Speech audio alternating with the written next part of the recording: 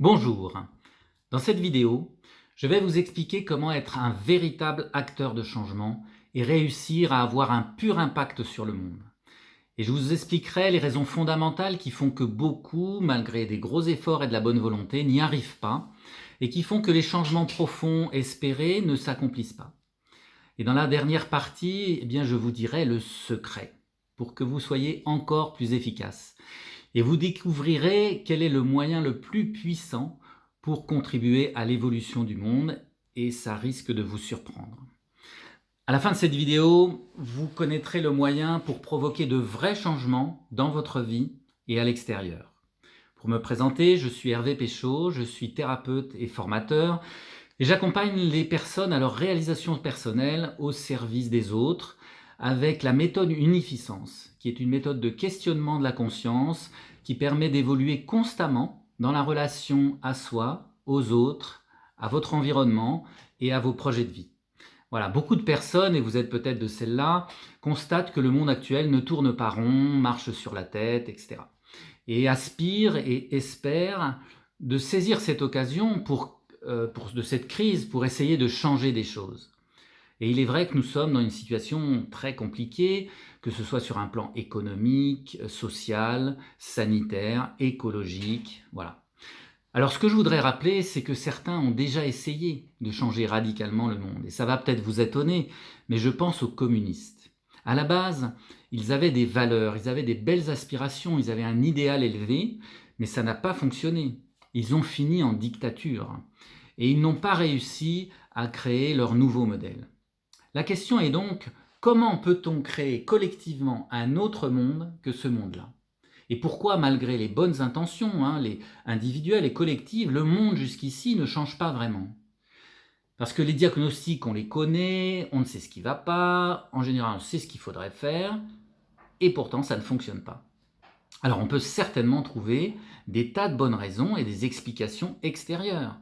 Je pense aux inégalités qui sont toujours plus fortes, à la surconsommation des pays riches, par exemple, qui entraîne un épuisement des ressources, à la structure de la société qui est basée sur la compétition, le matérialisme, des comportements de survie.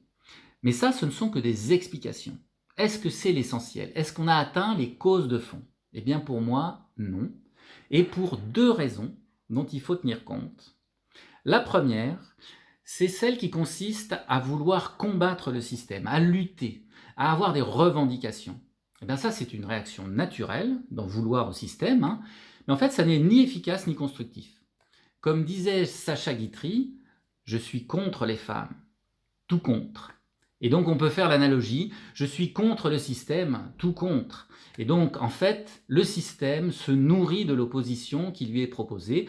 La lutte renforce le système et donc le combattre, c'est indirectement le renforcer. Et donc si vous voulez changer le monde, en réalité, il faut en créer un autre. Il faut créer un monde différent. Et en plus, il faut tenir compte, il faut partir du monde existant. Autrement dit, il faut être dans un processus constructif et sélectif de ce qui va et de ce qu'il faut garder et de ce qu'il faut éliminer, et non pas dans un processus destructif. Mais pourtant, malgré tout, même si vous vous engagez dans cette direction, si vous donnez votre avis posément, si vous vous investissez dans des bonnes causes, et que vous posez des actes dans ce sens à l'extérieur, ça ne va pour autant pas forcément engager encore de véritables changements. Ça ne va probablement pas suffire. Pour cela, il faut entendre la deuxième raison. Et ça, c'est Einstein qui nous donne la clé, qui nous donne la solution, parce qu'il a dit on ne peut pas résoudre un problème au niveau de conscience avec lequel on l'a créé. Et ça, c'est le secret, c'est la réponse. Il s'agit de changer de niveau de conscience, et ce, intérieurement, pas seulement dans des axes extérieurs. Et donc la vraie question, c'est, peut-on créer un autre système si on ne change pas soi-même? En réalité, peut-on aller vers du nouveau si l'on ne crée pas du nouveau en soi? Et c'est ce qui fait dire à Pierre Rabhi, qui est le philosophe paysan, qui a bien étudié la question dans un de ses livres que je vous recommande, qui s'appelle La convergence des consciences. Il dit textuellement « Il ne pourra y avoir de changement de société sans un profond changement humain, c'est-à-dire un changement de conscience individuelle d'un grand nombre de personnes. » Et c'est le sens et l'appel de ce message que je veux faire passer. Voilà. Mais le problème, c'est qu'on est toujours plus motivé à vouloir changer les autres et le monde extérieur plutôt que soi-même, plutôt que de chercher à se connaître, à déblayer notre propre monde intérieur, à ce qu'on appelle balayer devant sa porte en fait. Là, on a beaucoup moins d'élan et de dynamique. Et pourtant, eh bien, mon expérience, c'est que c'est beaucoup plus rapide et beaucoup plus efficace en passant par l'intérieur.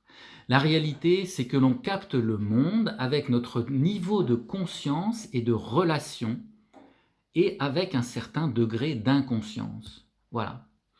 C'est le problème. C'est que par définition, on ne s'aperçoit pas de notre inconscience.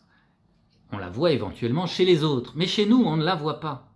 Donc, si on veut reconstruire le monde sans changer de niveau de conscience, eh bien, c'est comme si on effaçait un dessin, parce qu'on veut recommencer, on veut en faire un plus beau, plus joli, etc.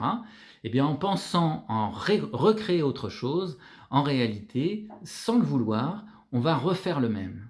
Parce que notre conscience des choses et des relations, au fond, n'a pas vraiment changé.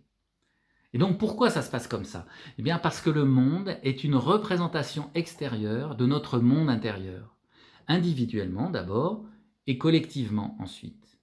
Donc l'extérieur est comme une image de l'intérieur. Et donc changer l'extérieur, bon, peut avoir un impact sur l'intérieur, mais en général, c'est long, c'est partiel et c'est peut-être probablement superficiel. Les changements les plus profonds et les plus rapides se font lorsque l'on change à partir de l'intérieur. Et ça, je peux vous le témoigner. En tant qu'accompagnant, les personnes qui font cette démarche, qui changent leur vie, et elles trouvent leur place dans le monde parce qu'elles évoluent dans la conscience de la relation à elles-mêmes, aux autres et à leur projet de vie. Et donc si ce monde est la représentation de notre monde intérieur, la vraie question est qu'avons-nous à changer? Eh bien, notre conscience des choses et des relations, selon chacun. Parce que, sans nous en rendre compte, nous fonctionnons sur des modes de survie archaïques qui mènent à une réplication des schémas et des schémas intérieurs. Et donc notre véritable pouvoir, notre responsabilité est en fait en premier lieu de nous changer nous-mêmes.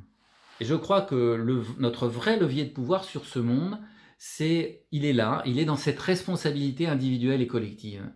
C'est le moyen de passer en soi de la survie à la vie. L'enjeu est donc de travailler la relation en soi dans les liens, c'est-à-dire dans la relation des opposés en soi, le féminin et le masculin, le corps et l'esprit, l'intérieur et l'extérieur, l'ombre et la lumière. Et cela passe par l'expression de soi dans ces liens. Et c'est ce que fait donc la méthode Unificence. Et c'est à ce prix que nous agrandirons notre conscience, que nous gagnerons en autonomie, en indépendance, en coopération, en capacité de création, c'est-à-dire en modifiant les paramètres de notre relation au monde. C'est ça le véritable secret, et c'est le moyen le plus efficace que je voulais vous partager pour participer à l'évolution du monde et pour que vous puissiez apporter votre contribution à cette évolution des consciences. Il ne suffit donc pas d'avoir une démarche extérieure, aussi belle soit-elle, aussi intéressante, il faut engager une démarche d'évolution intérieure de la conscience. Et là, je peux vous garantir que les choses peuvent réellement changer. Et je vous encourage à faire cette démarche par les moyens qui vous correspondent, en utilisant plutôt une méthode relationnelle, car c'est la relation qui permet d'animer la conscience que l'on a. Si cette vidéo vous a plu, je vous invite à la liker, à vous abonner à cette chaîne YouTube, et n'hésitez pas à commenter, à me poser des questions, j'aurai plaisir à y répondre. À bientôt, merci.